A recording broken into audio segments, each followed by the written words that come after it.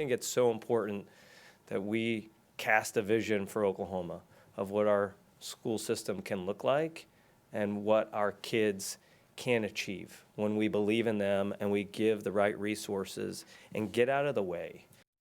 Tonight we are digging into the future of education in Oklahoma.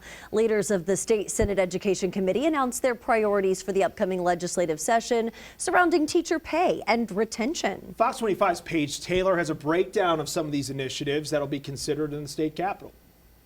Leaders of the Senate Education Committee say some of their top priorities include raising teacher pay, getting cell phones out of schools, and recruiting more teachers to teach inside Oklahoma classrooms.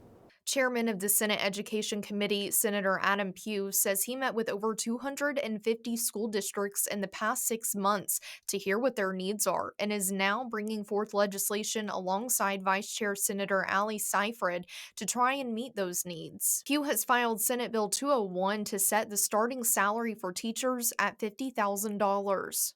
2 years ago, the state of Arkansas set their minimum at $50,000. We know now that on our eastern border, our state neighbor to the east is cannibalizing our teacher workforce. Pugh says raising teacher pay is the North Star for the state of Oklahoma.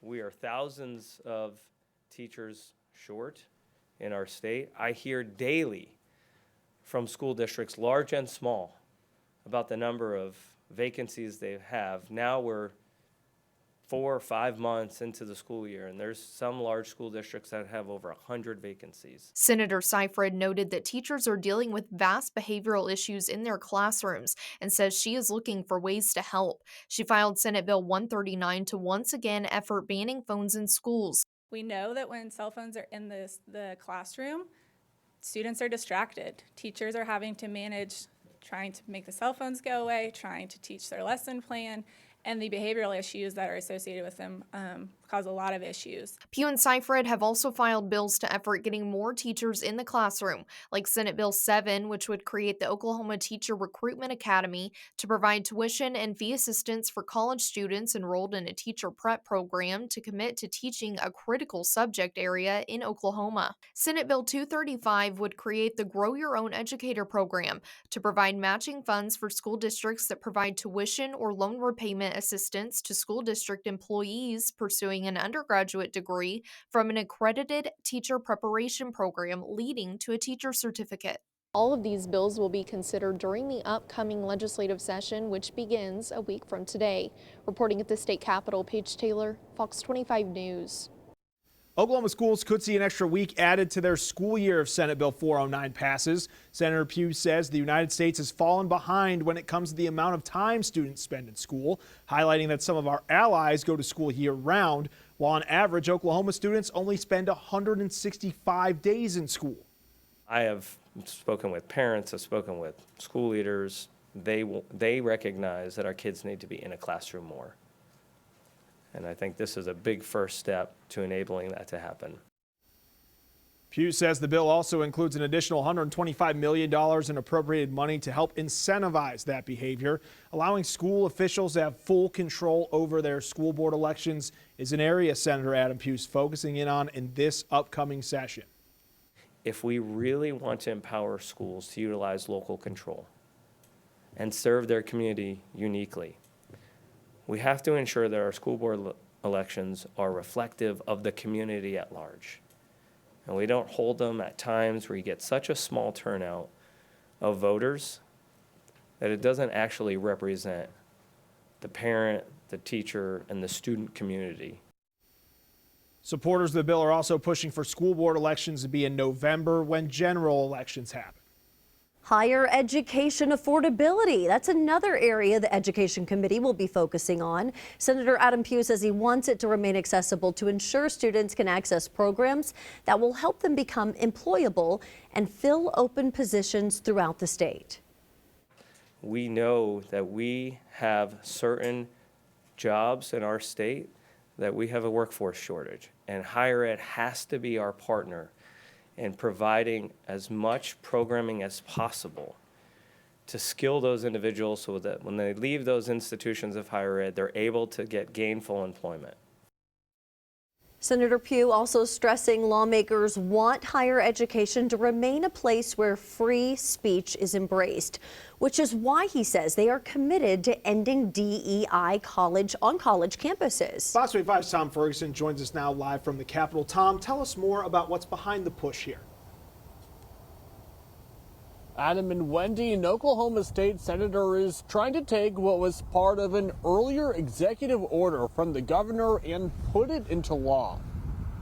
Republican State Senator Adam Pugh thinks higher ed DEI needs to DIE. Senate Bill 796 would prevent public colleges and universities from supporting efforts that, quote, grant preferential treatment based on one person's particular race, color, ethnicity, or national origin over another's. I don't think the interest in banning DEI is misguided. I think it's very intentional what they're doing. There's an active effort to push certain people out of our institutions. Blair Smith is an OU junior studying letters and anthropology. She argued that incidents like the infamous OU fraternity video showing students engaging in a racist chant in 2015 highlight the need for diversity, equity, and inclusion programming. And if you're never having to confront that or meet new people or expand your own perspective on cultural diversity, it's one, probably bad for your education, and two, probably leads to those forms of exclusion and hate. Senator Pugh sees things differently. We've had a referendum in November on what people thought about DEI, and I think the people spoke very loudly. Republican politicians from the president on down have DEI in their crosshairs. Pugh's legislation contains exceptions for supporting first-generation and low-income students, students with unique abilities, underserved populations, and veterans. It would also put an end to the mandated sharing of pronouns. It is time to get that stuff off our college campuses and focus on giving people skill sets so that they can stay employed in the state of Oklahoma and help our state flourish. Also protected in the bill, academic freedom, scholarly research, student organization activities, and guest speakers and performances.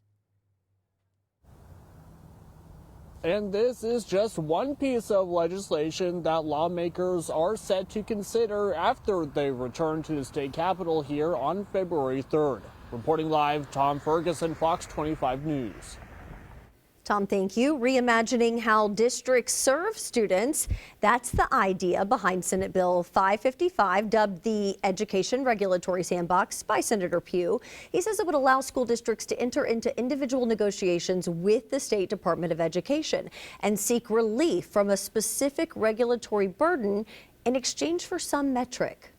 It may be as simple as, hey, if we seek relief from such and such accreditation requirement, over the next 3 years, you'll see a 5% increase in our literacy scores. And then you come back and hold us accountable.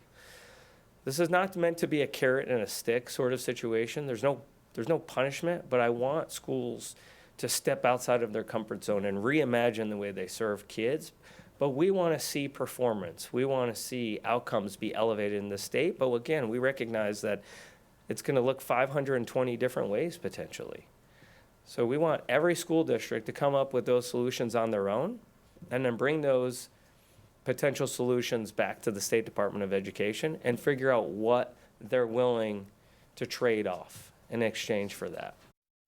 Pugh says this unique approach has been successful in at least one other state, and he's excited to see all of the ideas districts bring to the table as they get comfortable with this concept. A concern we're hearing from parents and school officials right now is the potential for ICE raids in Oklahoma classrooms. This comes after President Trump promised to crack down on illegal immigration. We told you last week, State Superintendent Ryan Walters is open to the idea that helped President Trump's promise of mass deportations. We will not allow schools to be sanctuary schools anymore. We will turn over information to the Trump administration so that they can make decisions on where illegal immigrants are, how big the problem is. So we have already announced that we're going to do those things. President Trump is doing that nationwide, so we're happy to work with him on that. And look, we're going to make sure that his policies are enforced. Ahead of tomorrow's meeting, there will be a peaceful protest outside the Oliver Hodge building calling for state officials to keep ICE out of schools. Some state lawmakers are voicing opposition to the idea of allowing ICE raids in schools, saying schools should be a safe haven. State Representative Arturo Sandoval released a statement saying allowing ICE agents into our classrooms would devastate our educational system and will traumatize the young minds of all students. He calls it a reckless policy that would undermine our state's future and stresses children deserve protection, education, and a chance to build a better future. Over the last few years, school choice has been a big topic of discussion among state leaders. This week, State Superintendent Ryan Walters is highlighting National School Choice Week. Every day this week, OSTE is spotlighting a school choice theme, including why school choice matters and leveling the playing field. Walters says OSDE is committed to expanding school choice for all Oklahomans. And that was your big story breakdown tonight. You can learn more about the future of DEI in higher ed and those education bills lawmakers are considering during this upcoming legislative session. That's on OKCFox.com. Plus, you can watch all of our previous coverage and big story breakdowns on our YouTube page. Just scan the QR code on your screen or search OKC Fox.